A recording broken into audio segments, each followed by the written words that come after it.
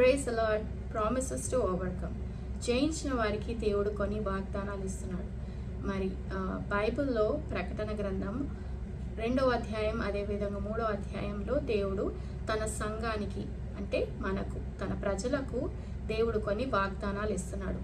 అవేం వాగ్దానాలు, అవి పొందుకోవడానికి మనం ఏం చేయాలో ఆ వాగ్దానాలు ఏంటితో కొద్దిసేపు మనము వాక్యంలో ధ్యానించుకుందాము.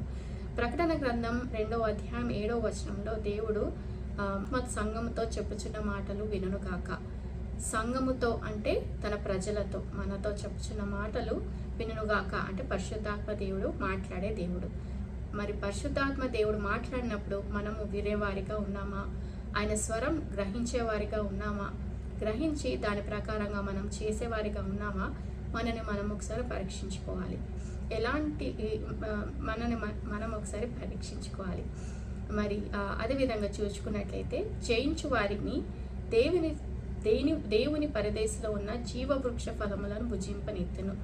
జయించు వారికి ఏమి జయించాలి అని అన్నప్పుడు లోకము, మన శరీర క్రియలు, పాపము, అదేవిధంగా మనం చూసుకున్నట్లయితే సాతాను వాటి యొక్క కుయుక్తుల నుంచి, వాటి యొక్క బంధకాల నుంచి, అదేవిధంగా లోకంలోని శోధనలు మనం జయించినప్పుడు, అదేవిధంగా మనకున్న ట్రయల్స్, పరీక్షలు, ట్రిబులేషన్స్, పర్సిక్యూషన్స్, అదేవిధంగా సాతాను యొక్క శక్తుల నుంచి జయించినప్పుడు దేవుడు తన సంఘానికి అంటే ప్రజలకు మనకు కొన్ని వాగ్దానాలు ఇస్తున్నాడు. ఆ వాగ్దానాలు కొద్దిసేపు మనం ధ్యానించుకుందాం. జయించువానికి దేవుని పరదేశంలో ఉన్న జీవవృక్ష ఫలములను భుజింపనెత్తును అని దేవుడు వాగ్దానం చేస్తున్నాడు.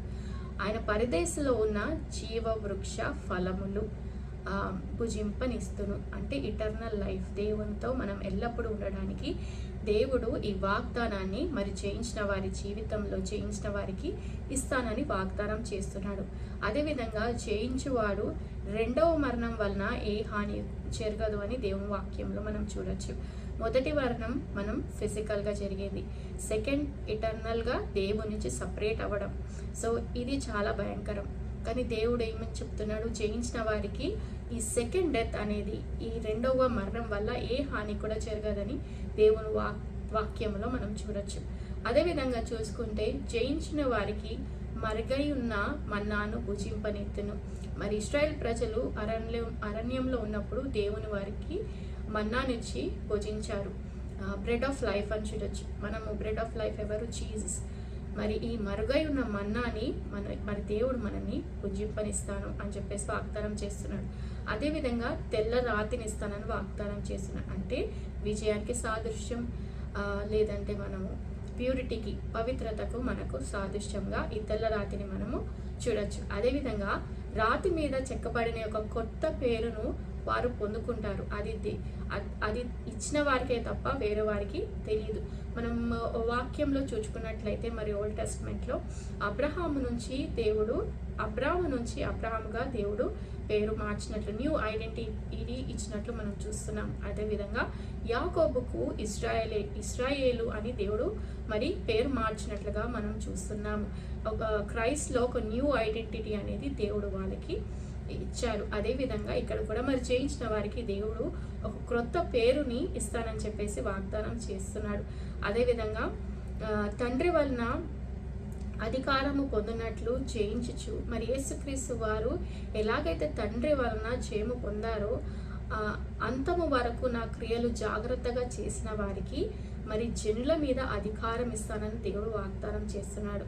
మరి కొత్త యెరూషలేములో మరి దేవుడు ఆయనకున్న ప్రజలము మీద దేవుడు అధికారం ఇస్తానని దేవుడి యొక్క వాక్యంలో మనము చూసుకోవచ్చు. అదేవిధంగా మనం చూసుకున్నట్లయితే తెల్లని వస్త్రములను ధరించుకొనును.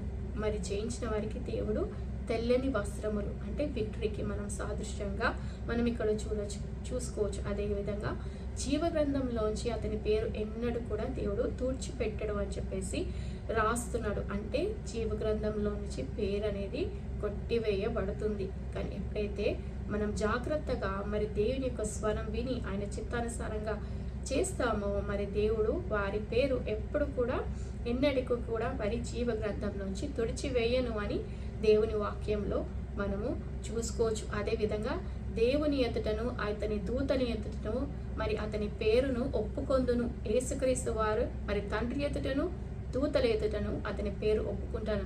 ఇట్టి భాగ్యము ఎంత గొప్ప భాగ్యం అండి ఇది. మరి యేసుక్రీస్తు వారే మన పేరును ఒప్పుకుంటాను అని వాగ్దానం చేస్తున్నాడు.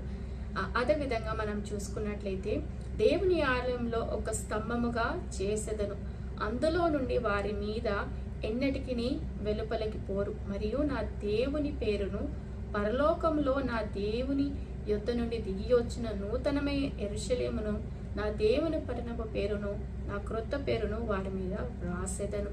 వారికి మరి దేవుని యొక్క ఆలయంలో ఒక స్తంభము వలె అక్కడ మనని నిలబెడతానని దేవుడు వాగ్దానం చేసిన నూతనమైన యెరూషలేములో మరి ఆ పట్టణములో ఆ పట్టణము పేరు అదేవిధంగా క్రొత్త పేరును వారికి రాస్తానని దేవుడు వాగ్దానం చేస్తున్నాడు.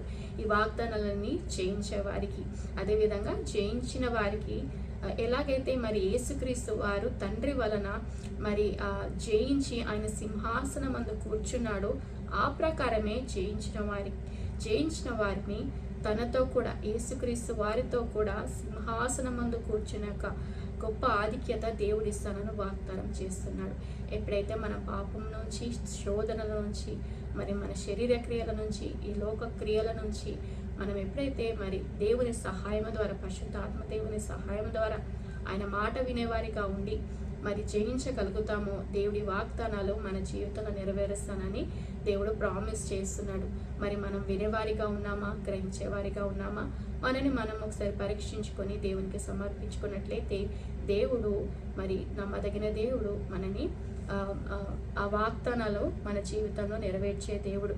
మరి అదేవిధంగా మనం చూసుకున్నట్లయితే మరి యేసుక్రీస్తు వారు ప్రకటన గ్రంథం 3వ అధ్యాయము 20వ వచనంలో చూసుకున్నట్లయితే, ఇదిగో నేను తలుపు యొద్ద నిలిచి ఉండి తట్టుచున్నాను, ఎవడైనను నా స్మరము విని తలుపు తీసి నేరలా నేను అతని యందు వచ్చి అతనితో నేనును నాతో కూడా అతను భోజనము చేయదుము. మరి దేవుడు మనతోనే, మన ప్రక్కలే, మనతో ఎల్లప్పుడూ ఉండే దేవుడు. మరి ఆయన మన హృదయం దగ్గర తలుపు మరి తడుతున్నాడు. ఎప్పుడైతే ఆయన స్వరము విని మనము మన హృదయము తెరిచినట్లయితే దేవుడు మనతో సహవాసం చేయడానికి he is always ready, he is always with us. So మనం ఆయన స్వరము విని జయించేవారిగా ఉండాలని కోరుకుంటూ దేవుడి వాక్యము ఆయన వినికిడిలో దీవించుగాక. మరణాత. ఆమేన్.